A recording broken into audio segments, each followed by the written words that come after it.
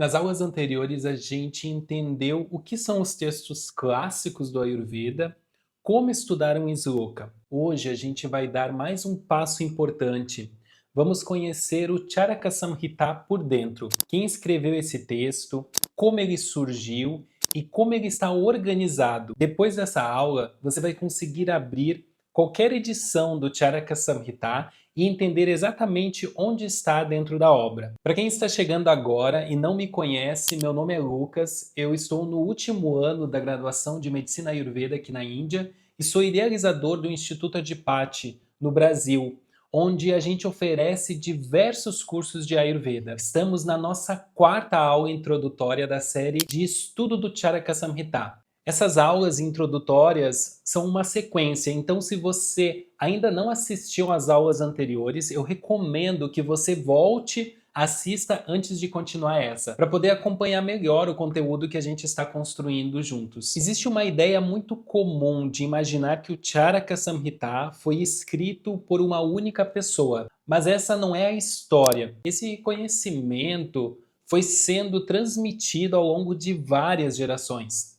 E para entender como o Charaka chegou até nós, a gente precisa começar pelo começo, pelo mestre que deu origem a tudo isso. Tudo começa com o sábio Atreya, um dos grandes mestres da tradição ayurvédica. Segundo a tradição, Atreya ensinava medicina para vários discípulos. Esses ensinamentos eram transmitidos oralmente. Os alunos ouviam, memorizavam, discutiam e depois transmitiam para a próxima geração. É importante lembrar que estamos falando de uma época em que praticamente todo o conhecimento era preservado pela tradição oral.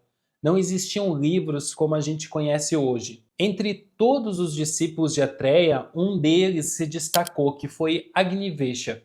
Agnivesha reuniu os ensinamentos recebidos do seu mestre e organizou tudo numa obra conhecida como Agnivesha Tantra.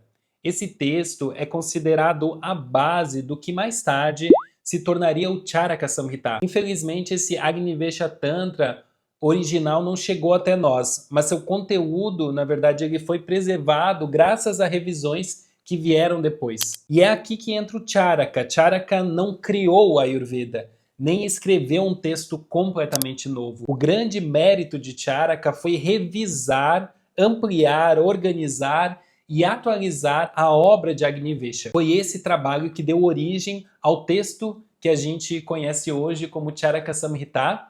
E por isso, quando a gente fala em Charaka Samhita, está falando de uma obra construída ao longo de uma tradição, não do trabalho isolado de uma única pessoa. Existe ainda uma quarta pessoa que é bastante importante nessa história, que é Dridabala. Algumas partes do texto original haviam se perdido ao longo do tempo. Dridabala realizou uma nova revisão e completou os capítulos que já não estavam preservados. Graças a esse trabalho, o Charaka Samhita chegou até nós praticamente completo. Isso mostra o quanto esses textos eram considerados preciosos. Diferentes gerações trabalharam durante séculos para preservar esse conhecimento. Toda essa história nos ajuda a entender algo muito importante. O conhecimento do Ayurveda não nasceu num livro.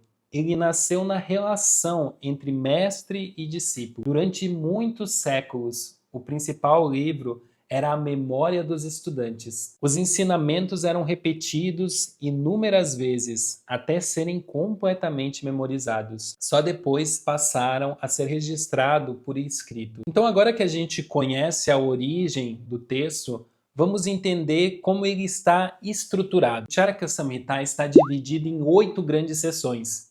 Em sânscrito, a gente chama de stana. No total, são 120 capítulos distribuídos entre essas 8 seções. Cada stana é dedicado a um conjunto específico de assuntos. Nós temos o primeiro stana, que é o Sutrasthana, que são 30 capítulos.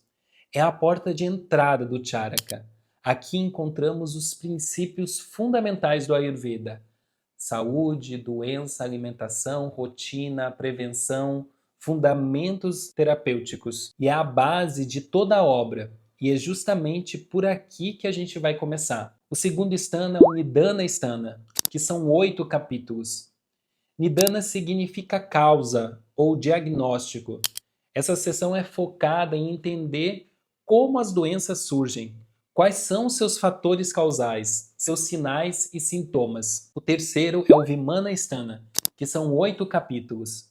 O Vimanastana aprofunda conceitos fundamentais e princípios metodológicos usados ao longo de toda a obra. Uma sessão extremamente importante para quem quer entender a lógica do Charaka. Depois nós temos o Sharirastana, que são 8 capítulos. Sharira significa corpo. Essa seção trata do corpo humano, mas não só a anatomia. Aborda também embriologia, desenvolvimento do corpo e aspectos filosóficos da existência humana. Depois nós temos o Indriyastana, que são 12 capítulos. Indriya significa sentidos. Aqui encontramos ensinamentos sobre os sentidos, sinais de prognósticos e avaliações do paciente. Uma sessão bastante sofisticada do ponto de vista clínico. Depois nós temos o Chikitsastana, que são 30 capítulos. Chikitsa significa tratamento. Aqui está a descrição detalhada das abordagens terapêuticas para diferentes doenças. Uma das partes mais extensas e mais conhecidas do Charaka. Depois nós temos o Kalpastana, que são 12 capítulos. Essa seção aborda principalmente a preparação e utilização de medicamentos. Depois temos Siddhistana, que são 12 capítulos. Siddh significa sucesso ou realização. Siddhistana conclui a obra abordando aspectos práticos e os critérios para o sucesso dos procedimentos terapêuticos, especialmente do Panchakarma. Então esses são todos os stanas que compõem o Charaka Samhita e que a gente vai estudar nessa série. Outra coisa muito importante que eu quero ensinar para vocês nessa aula é como encontrar um sloka dentro do Charaka. Porque quando vocês estiverem lendo um livro de Ayurveda, vocês vão ver que embaixo do sloka sempre tem uma referência, que é uma abreviação. E agora que vocês já conhecem o Charaka, já sabem os stana, já sabem quantos capítulos tem cada um, vocês conseguem identificar qualquer sloka dentro do Charaka. A gente vai entender agora essa abreviação. A primeira parte indica qual é o texto. Se está escrito, por exemplo, CHA, significa que é Charaka. Se está escrito SU, significa que é Sushruta. Às vezes essa abreviação está em Devanagari também, mas a lógica ela é a mesma. A segunda parte indica o Stana. Se está escrito SU, significa Sutrastana. Se está escrito CHI, significa então Chikitsastana. E assim por diante. Depois vem o número do capítulo. E por fim, o número do sloka. Então, por exemplo, CHA, SU 1.1 significa Charaka Samhita, Sutrasthana, capítulo 1, sloka 1. Então, a partir disso, vocês conseguem encontrar qualquer sloka nos textos clássicos. Então, a partir de agora, quando alguém te ensinar um sloka e tiver essa referência embaixo, vocês têm a capacidade de encontrar esse verso dentro do texto. E isso é muito importante para que você possa encontrar os slokas dentro da literatura. Então, pessoal, agora vocês já conhecem a origem do Charaka Samhita, entendem como essa obra foi preservada ao longo dos séculos e sabem como ela está organizada. Na próxima aula, a gente começa a estudar o Sutrasthana, e para isso a gente vai entender como ele é organizado através de algo que poucas pessoas explicam, que é os Chatuska, que são, na verdade, grupos de capítulos que estruturam o Sutrasthana de forma lógica e progressiva. Se esse conteúdo está sendo útil para vocês, curtem o vídeo, compartilham com quem estuda Ayurveda e clica também no sininho para não perder nenhuma aula nova por aqui. Nos vemos na próxima aula.